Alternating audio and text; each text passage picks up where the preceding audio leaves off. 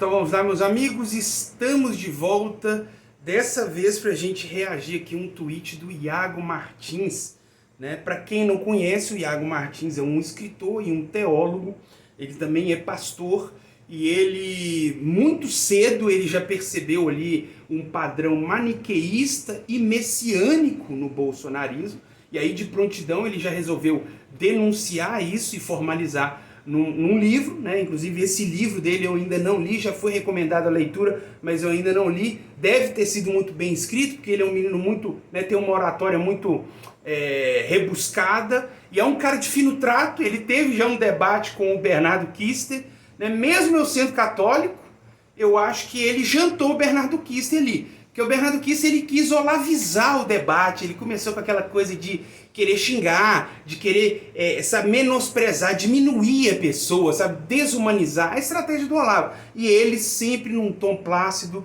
sendo adulto. E aí, na minha opinião, nesse debate do Bernardo Kister, mesmo eu não entendendo nada de calvinismo, só a postura dele já deu para perceber que ele é muito mais preparado no debate que o Bernardo Kister.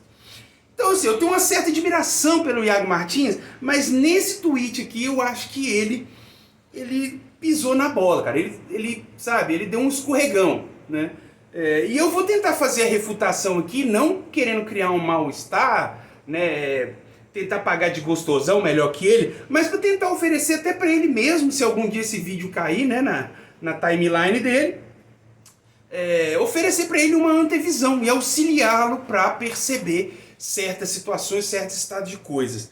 Enfim, ele colocou aqui, ó: qualquer um que continue achando que estamos diante do fim da democracia com a eleição do Bolsonaro, ou diante da venezuelização do Brasil com a eleição do Lula, já abandonou a realidade para ver tudo pelas lentes da narrativa apocalíptica das ideologias.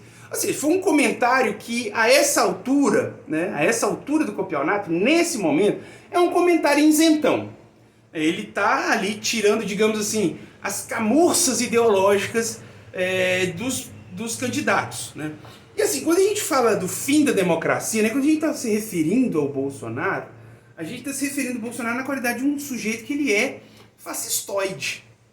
Ele tem, ou seja, pelo fato de ele ser fascistoide, ele é um cara sensível à criação de um Estado fascista, de um Estado totalitário.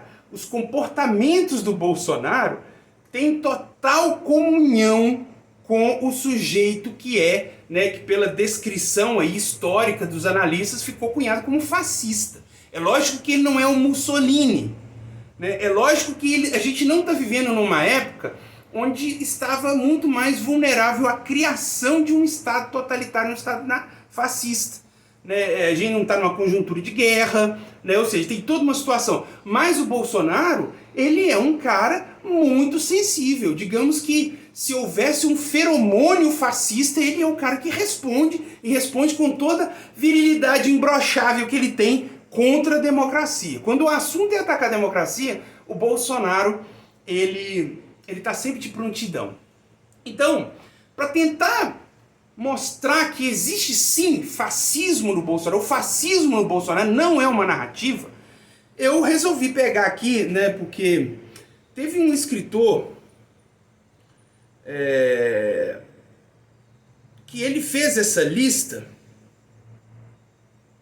eu até guardei aqui para fazer esse vídeo,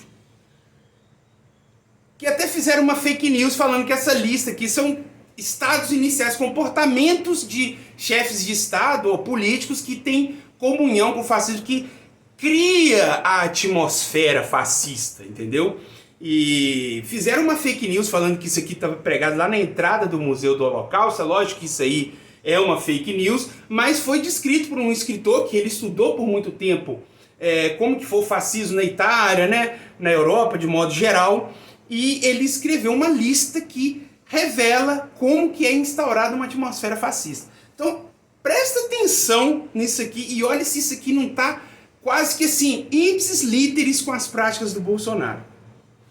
Empoderamento nacionalista contínuo. Brasil acima de tudo, Deus acima de todos. Um apelo nacionalista. O Bolsonaro vive falando que resgatou o nacionalismo. que resgatou aquela coisa, aquele orgulho de ser brasileiro. Aí todos os seus seguidores, verde e amarelo, bandeira do Brasil, né? Então, assim, tem um empoderamento, um engajamento, acima de tudo, com essas vestes, com essa estética que traz ali o nacionalismo. Número 2, desdém por direitos humanos. Estou falando alguma mentira aqui? Que direitos humanos, bastãozinho com o nome de direitos humanos, quem que fica compartilhando isso mesmo? Quem é que fica falando direito dos manos? Hã? Continuando. Identificação do inimigo como causa unificadora. E o PT, e o Lula. Tudo é culpa do PT. Não sei o que, o PT. Tá, e o PT, e o Lula. Ou seja, cria, né, demoniza-se um grupo político que é, digamos assim, o principal adversário e faz isso como um elemento de unificação. Gente, eu tô descrevendo quem? Fala comigo aqui, conversa comigo. Eu tô descrevendo o Lula? Não, meu amigo, eu tô descrevendo o Bolsonaro. Mas vamos lá, continuando. Supremacia militar. Eu sou o chefe absoluto das Forças Armadas. Eu, um cara que é transitório ali, né? Tipo, um cara que daqui a 25 dias já não vai estar ali mais, perdeu as credenciais de presidente, né? 5, sexismo desenfreado. É aquela coisa do furo, né? Do Bolsonaro tá sempre desqualificando as mulheres por causa dessas questões aí mais íntimas. É impressionante, cara. É ipsis literis. O Bolsonaro, ele é a cadela fascista no cio. E basta chegar um ali que tenha virilidade, né? A imbroxabilidade e tudo pode se arranjar, né? Obsessão com segurança nacional, né? É uma das agendas do Bolsonaro. Essa coisa de imaginar assim, olha, eu tenho que ser a resolução dos problemas, porque tá tendo, sei lá, 300.000 homicídios por ano, né? E aí vai falando, fica canalizando como se o problema do Brasil fosse isso. O Brasil é um país continental, qual que é o único problema do Brasil? A segurança. Aí eles criam os argumentos em cima disso, né? Porque como que você vai produzir e trabalhar sendo que você não tem chance de chegar vivo em casa? Né? E fica achando que isso é o problema. E as pessoas compram barulho porque de fato é algo sensível. Mas se você for observar o todo, você vê que a segurança ela entra como um problema da nação, mas não algo que canaliza tudo ali, né? 8. Governo e religião interligados. Você não precisa nem falar muito, né? Ou precisa? Brasil acima de tudo, Deus acima de todos, como é que é? Acho que não precisa muito. Sem contar a relação espúria com religiosos, né? No caso ali do escândalo do MEC, né? Com o Milton Ribeiro, as barras de ouro que valem mais que dinheiro. Gente, tá um calor aqui em Valadares, eu tô minando o sol aqui. Eu vim aqui pra cozinha e não tem ventilador, eu tô praticamente uma chaleira, mas não reparem.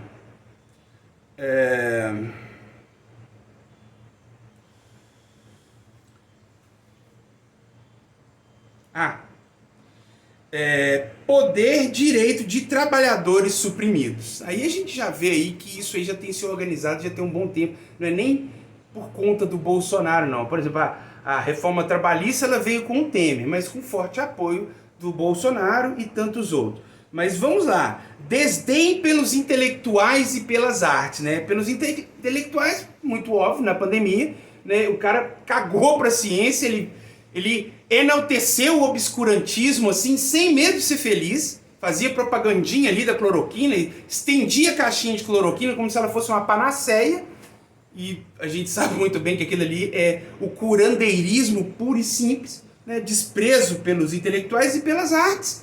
Gente, quem é que fica falando que artista é maconheiro 24 horas? Quem? Me fala!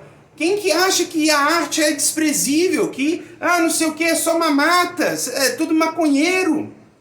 Então, gente, eu não tô... Tudo isso aqui que eu tô falando, eu tô vendo, tá? Eu não tô meio que fazendo associações por meio de abstração, não. É a relação do imaginário com a coisa. É aquilo que o São Tomás chamava de verdade. É uma adequação do imaginário com a coisa em si. Obsessão por crime e punição, né? É aquele discurso lei e ordem, é aquele negócio que bandido tem que tomar tiro, é aquele negócio que cadeia tava por... como é que é aquele meme que eles faziam? Né? A cadeia comporta 10 e tem 70, então ela comporta 70! É desse jeito. Então ela comporta 70, mito, mito!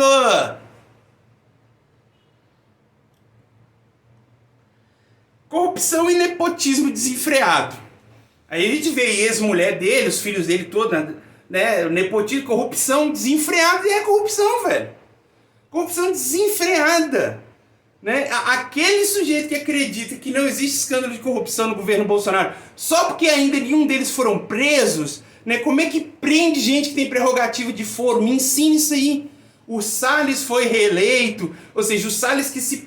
né? Poderia entrar numa pior aí se ele não tivesse foro nos próximos 8 anos, 4 anos. Não, mas tá lá. Agora o cara tem um mandato de 8 anos.